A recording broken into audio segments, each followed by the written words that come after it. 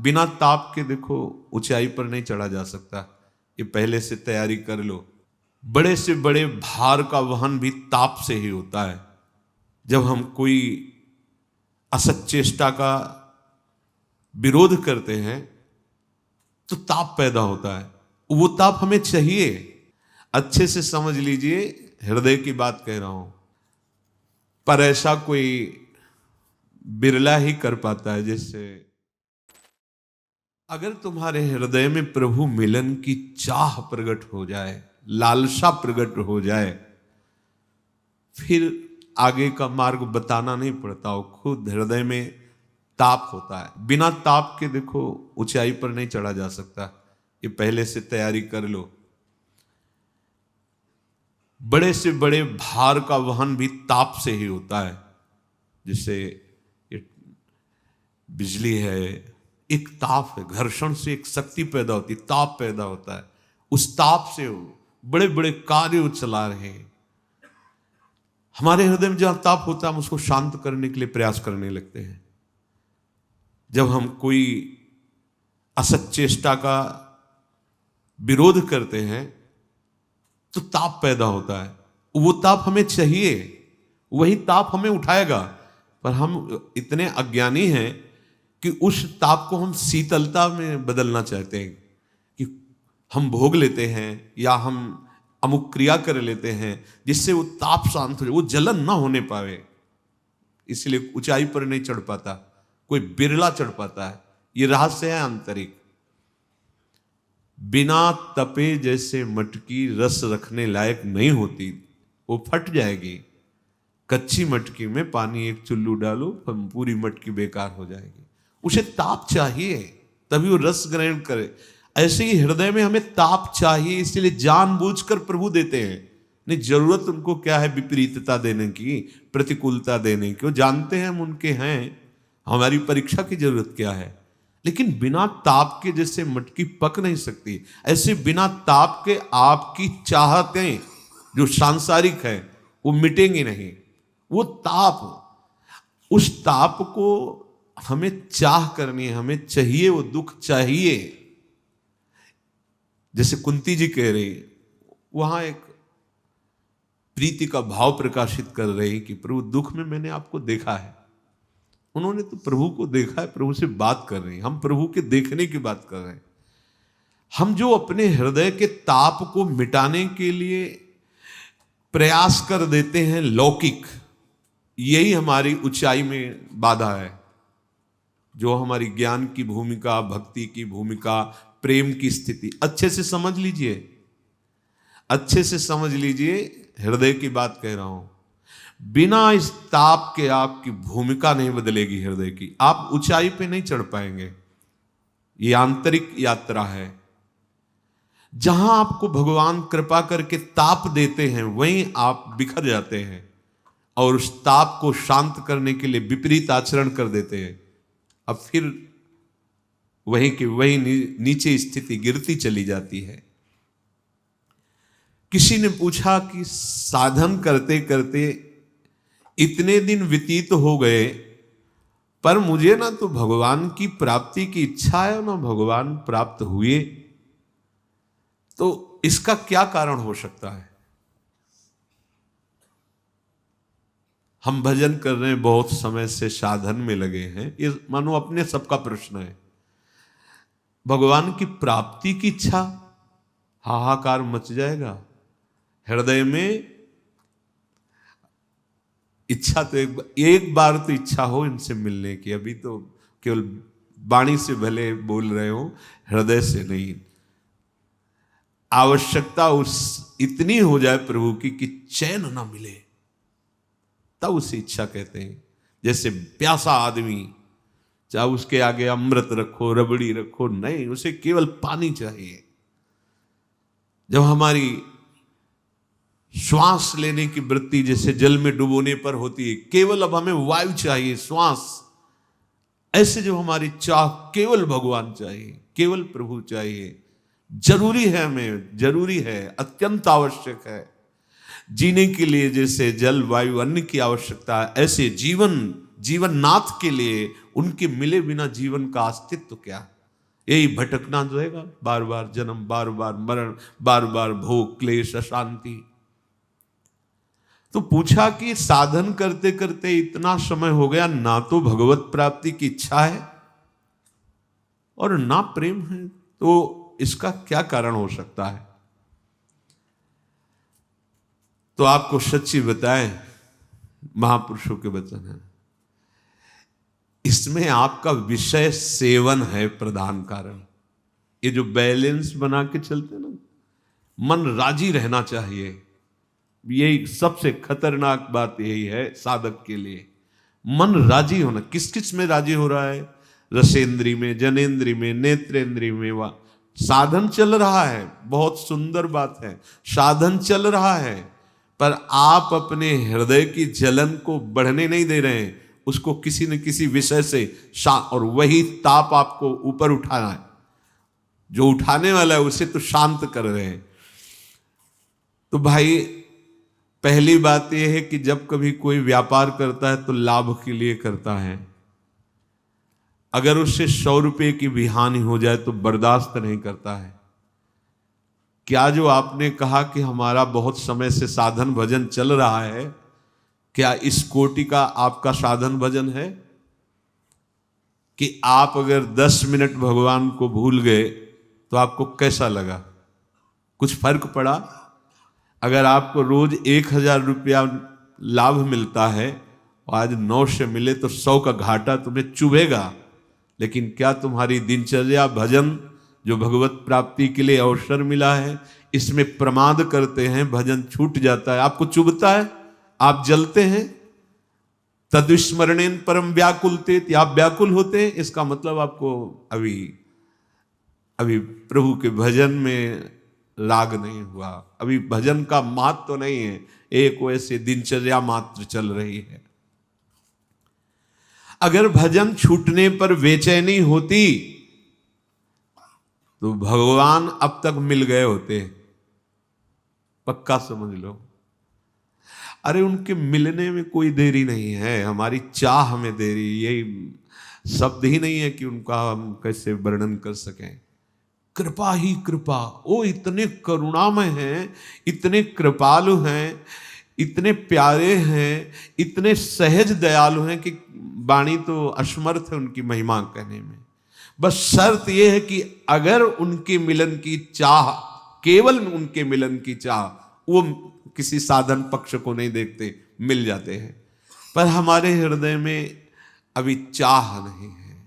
ये चाह तभी पूरी हृदय को अपने भाव में लाएगी जब हमारा भजन छूटे तो हमें ऐसी व्याकुलता हो जैसे हम किसी व्यापार में घाटा बर्दाश्त नहीं कर सकते।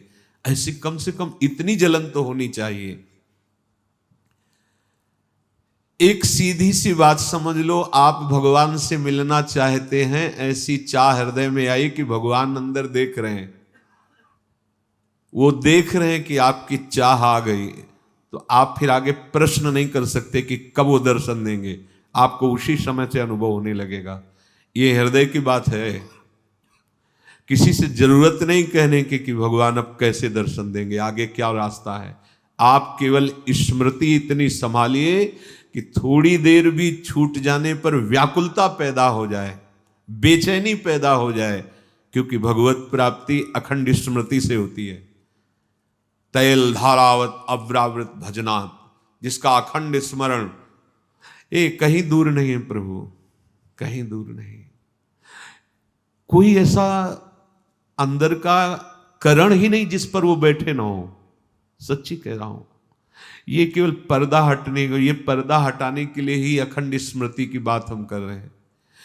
अगर आपने एक बात संभाल ली कि भजन छूटना आपको बहुत चुभने लगा है, जलन पैदा होने लगी है, अशांति होने लगी, आप बहुत धन्य भाग हो गए, आप बड़भागी हो गए। आप भजन छोड़, ईमानदारी से देखो पूरे समय की दिनचर्या को, आप प्रभु से विमुख कितना समय व्यतीत करते हैं, अंदर का चिंतन कितना प्रभु से विमुख बर्दाश्त करते हैं आप।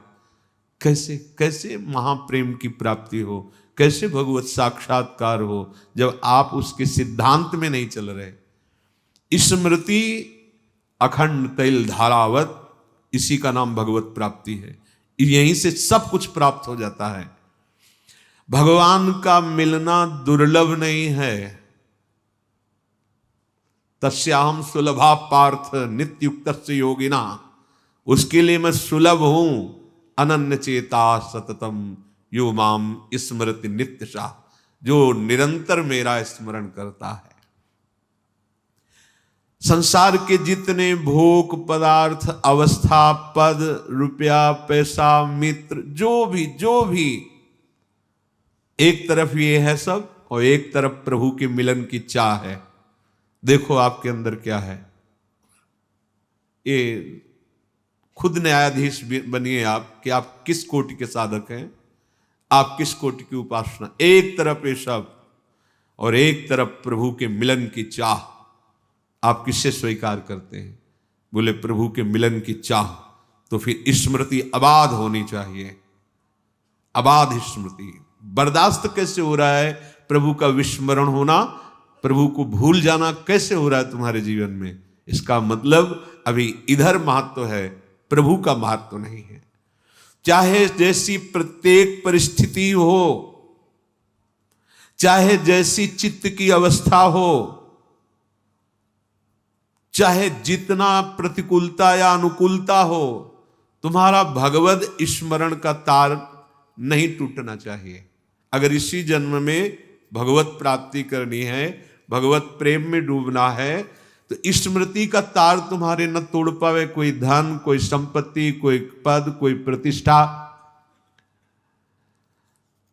पर ऐसा कोई बिरला ही कर पाता है। जैसे जगह जगह महापुरुषों ने जब स्थिति की बात आई तो जो कहो हरिवंश रस बिरलो समझनहार, एक दोई जो पाइए खोजी सब संसार, को एक पाओ भगत जिम मोरी। बस कारण यही है। वैसे ही सब छूट जाएगा, काहे को घाटा बर्दाश्त कर रहे हो? जो कुछ भी है सब छूट जाएगा। यहां जो कुछ भी है सब छूटने वाला है। ये बढ़िया सौदा है। जब सब छूट ही जाएगा तो ऐसी वस्तु पकड़ लो जो कभी न छूटे। अंत ही तो ही तजेंगे पामर, तू न तजया बही दे। श्री भाई जी महाराज हनुमान प्रसाद पोद्दार जी कह रहे हैं कि अब जान गया मैं। देखो बहुत सुलझी हुई बात है, अगर पकड़ लो तो बहुत जल्दी लाभ मिलेगा। बोले अब जान गया। क्या जान गया? मेरे अंदर जो दुर्बलता थी ना, अब मैं जान गया। ये दुर्बलता किस बात की? ये विषय भोग, ये विषय आकर्षण, इसी दुर्बलता ने मुझे प्रभु से दूर किया है। बिल्कुल सच्ची बात। ये अपना स्वरूप ही है आनंदमय, सहज सुख राशि स्वरूप है। सच्ची कोई अभाव नहीं है, कोई चाह नहीं है अपने को। इस शरीर को लेकर, इंद्रियों को लेकर ये चाह का जाल फैल गया। ये सबकी समझ में नहीं आएगा। ये वो बड़े कृपा पात्र जन हरि के हैं जिनको ये बात समझ में आएगी। ये शरीर को लेकर चाह कभी पूर्ण नहीं होगी, ऐसे ही बढ़ती चली जाएगी।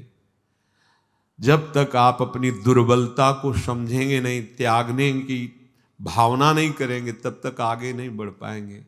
जो औषधि रोग मिटाने के लिए, उसी को हम प्रयोग कर रहे हैं रोग बढ़ाने के लिए। कैसे? हम अपनी दुर्बलता को नहीं जान पा रहे।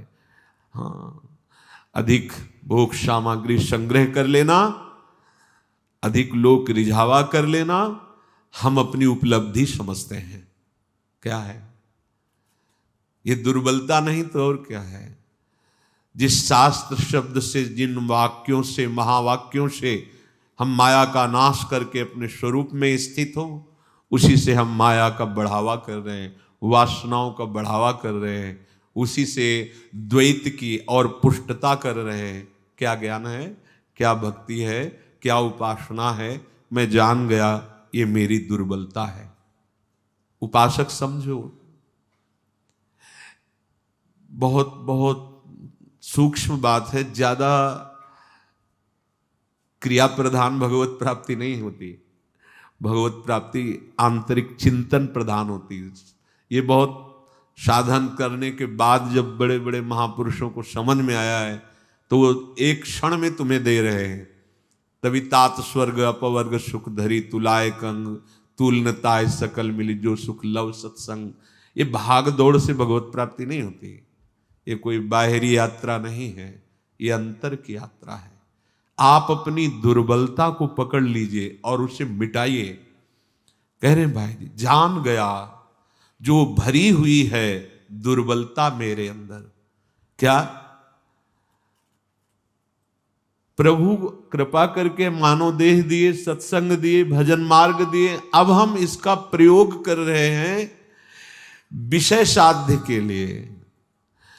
जो विषयों को साधन बनाकर साध्य हरि करने चाहिए, हरि को साधन, हरि के नाम गुण लीला का साधन बना लिया और साध्य बना लिया विषय भोग, संसार, सम्मान। बहुत मूढ़ता छा गई, मूर्खता छा गई। ये बड़ी ऊंचाई से घसीट रहा है, बड़ी ऊंचाई से। औरों की तो बात जाने दो, ऊंचाई पर चढ़े हुए। आंतरिक संबंध प्रभु से कितना है हृदय से देखें। जहां हमारी उपासना भगवत प्रेम के लिए रोज का रोज नया वैराग्य, राग रहित चित्त होता चला जा रहा है, वहां हम रोज का रोज चित्त को राग में फंसाते जा रहे हैं। दुर्बलता है। उपासक, प्रेम मार्ग के उपासक को बहुत इस पर ध्यान देना चाहिए। सब मुक्त नहीं होना चाहते। हजारों जन्मों की साधना के बाद किसी के मन में आता है मैं मुक्त हो जाऊं, वो आप लोग हैं, वही हैं आप लोग। हजारों जन्मों के बाद आपको यह अवसर मिला है। आप वृंदावन में बैठकर भगवत प्रेम प्राप्ति, भगवत प्राप्ति के लिए जो ये करुणा करके श्री जी सत्संग दे रही, आप अब चूकिएगा नहीं। मेरी दुर्बलताएं हैं। मैं प्रमाद और आलस्य से युक्त होकर के अपने जीवन को कितना खो दिया। भजन कितना हो रहा है आप देखो, बस यही हमारी बार बार पीड़ा का जो विषय। भजन कितना हो रहा है आपसे, कितना हो रहा है भजन आपसे? आंतरिक चिंतन आपका क्या हो रहा है? भैया चिंतन, जगत चिंतन शून्य स्थिति का नाम ही भगवत प्राप्ति है। जगत चिंतन शून्य स्थिति का नाम ही भगवत प्राप्ति है।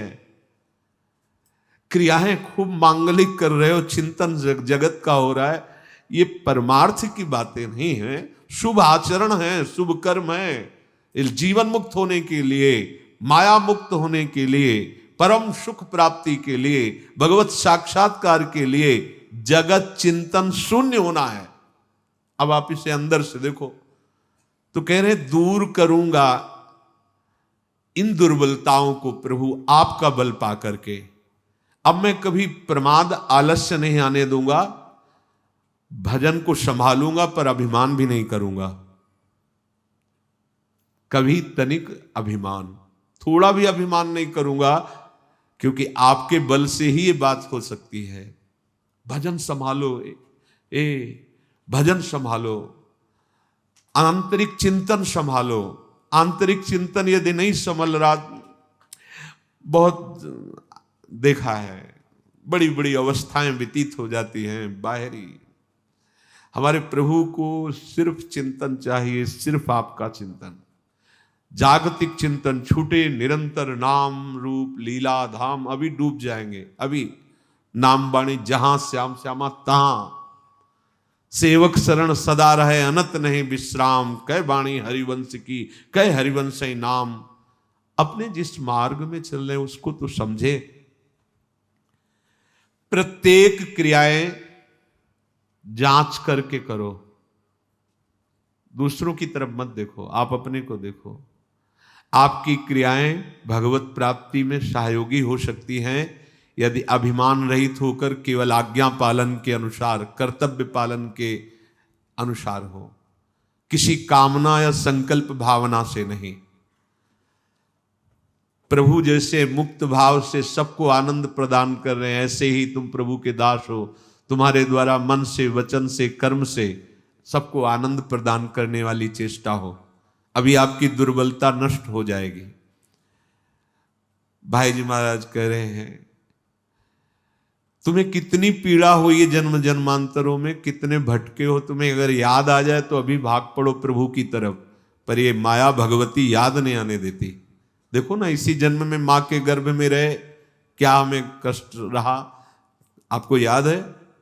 मां के गर्भ में पेट में जब थे 9 महीने अंदर रहे, कितना भयानक कष्ट का समय था, आपको याद है? नहीं याद है? कितनी ऐसी कष्ट की परिस्थितियां भुलवा देती माया।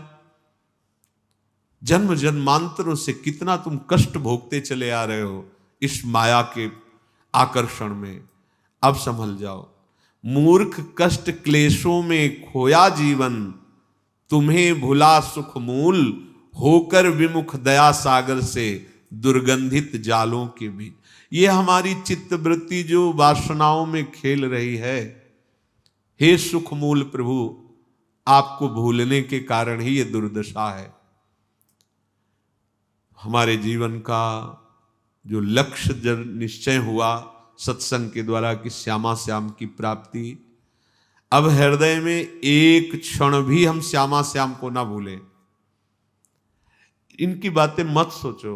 जैसे लोग कहते हैं कि ये कर्तव्य, वो कर्तव्य, हे कर्तव्य, सब कर्तव्य भगवान की चरणों की प्राप्ति में पूर्ण है।